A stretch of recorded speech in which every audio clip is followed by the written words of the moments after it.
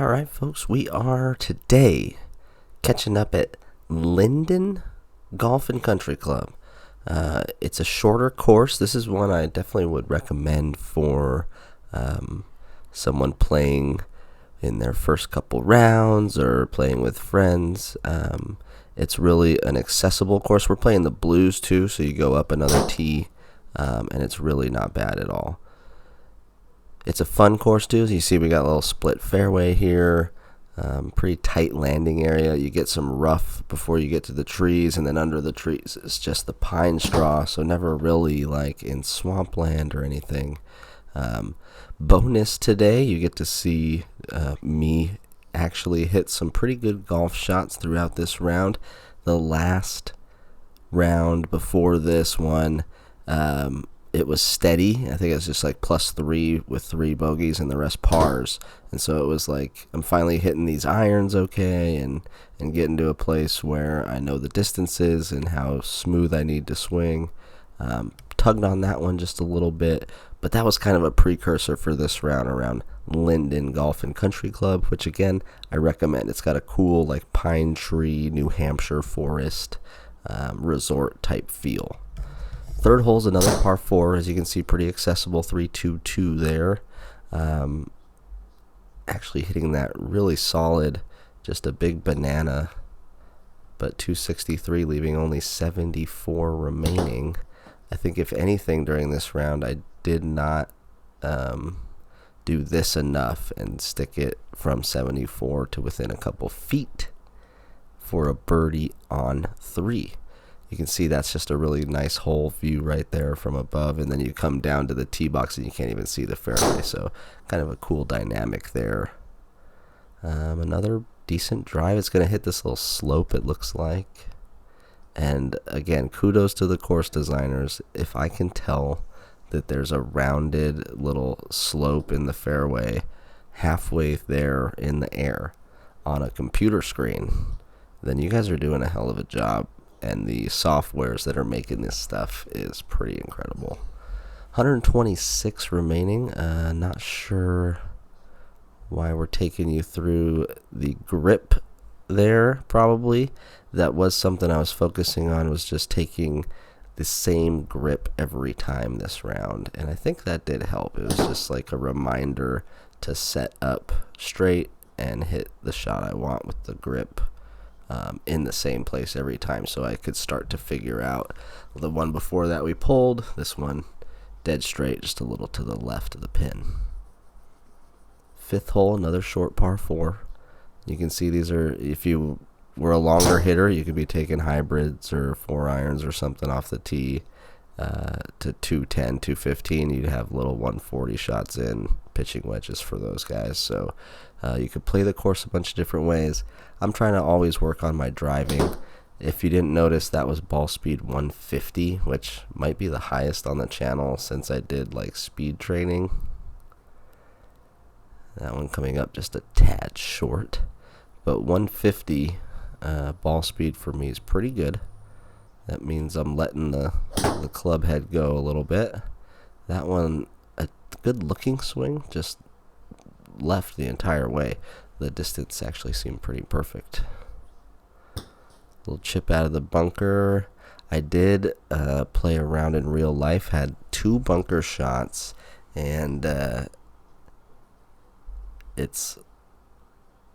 were okay, you know. Like I took one swing, I got out. The next ones were putts. They were kind of far, you know. I didn't stick any bunker shots close, but those were probably the first 2 bunker shots I've had in a while, just by sheer luck. And they were rough bunker shots too. They were like straight up the hill and in some pretty deep bunkers. That shot right there pisses me off because I did that on a par 5, bananaed it with a 3-wood when I had a chance to reach it, just like I did here. And then look at this. Did not take advantage of this par 5. Came up woefully short of a birdie and just a normal par there. You go back-to-back par 5s with 7 and 8, and this one's even shorter, 4-2-2. This should be a definite eagle watch, but we'll have to see. Starting off with a great drive here.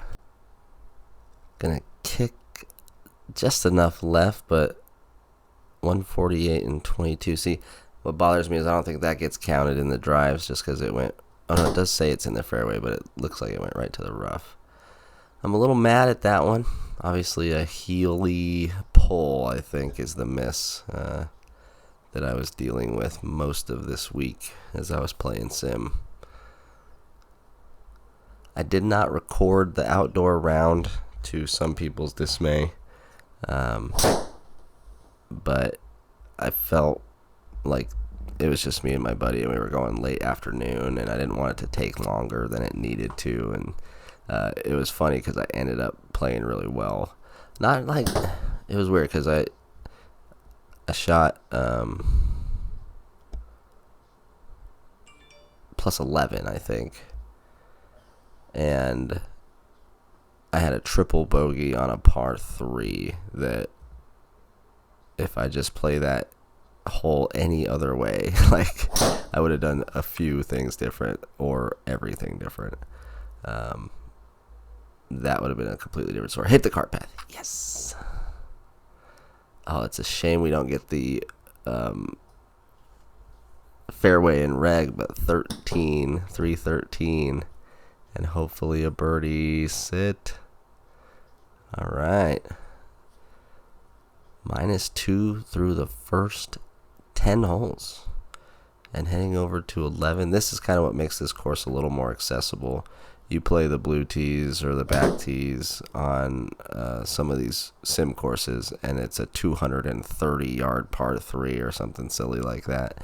This is just like an actual par 3, a fun one to chip close, and another pull there. The Healy pull was kind of fighting me on those short wedges, but so far everything else has looked pretty good. Here's a driving iron that I'm still trying to figure out if the Garmin R10 gets confused or if it's me doing that. What's funny is I hit it again because I thought I would get it around this tree and towards the green. Now we're in like serious rescue mode and hit the branch again. And this is for a par. It would be nice just to stick this close. Sit. Oh, that's a shame. Like inches from a single bogey save after hitting the tree 5 times, but a double bogey erases the -2 that we'd built up over the first 10 holes, and we're now headed to the 13th, where I horribly misjudge what was just happening there. Luckily, I'm on the inside of this fence, and I have no idea where anything is, so I just hit, and I thought I was going to hit through the trees, so whatever. 17 left, trying to save par now. Go in. Oh, that would have been a sweet birdie.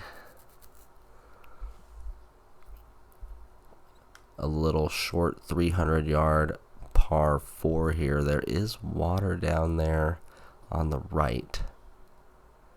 And it looks like, yeah, I thought the same thing. A hybrid in hand. And you see no body rotation, hands flip. That's what happens. Got to get that right pocket moving with your hands as you go through the ball. Not early, but it has to happen. That was a nice little on-purpose draw out of the trees, and luckily finds part of that green for a par. So now we're still at even. Here's these last couple holes where it gets pretty interesting. Starting with this chunk, which is interesting because it was so bad. And I was in disbelief there for a good hour. And then that was such a weird shot for me. A really fast pullback and chip, which is not really my style. It did not work out for me. And we are in the positives by hole 15. 16, though, short par 5. And I totally screw it up. Right, we go straight at this tree. We are blocking ourselves off. It's decent distance, right? but 162. Now I aim left, skim the trees, straighten out. It tries to stop, and there's a backstop there to help. Sits in there. Eagle, baby. That's my favorite eagle gif, too, by the way. I found that one when I was editing. I was like, oh, I'm going to save this for every eagle I ever make, because that's my fave. And then a decent drive. I guess the driving was really the story of the day. On a short course, going out and consistently getting 260 to 280 was really helpful in just having everything be a scoring club, basically. Playing a fade, and it goes long. Catches the fringe. Gonna be a chip.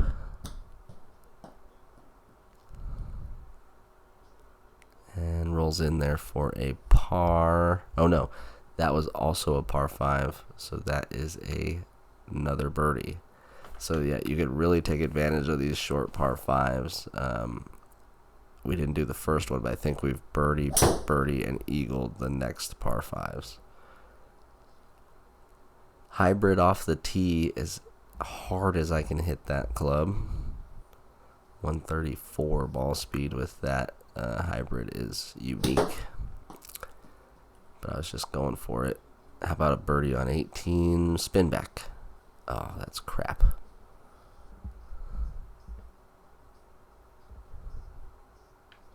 Could be a chip in.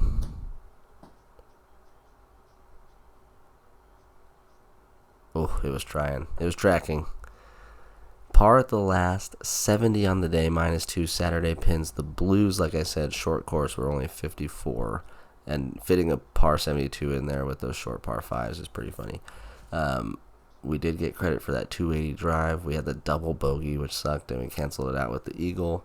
10 greens, only 4 fairways, but good driving day altogether. Like and subscribe. We'll be back tomorrow with a new video. Peace.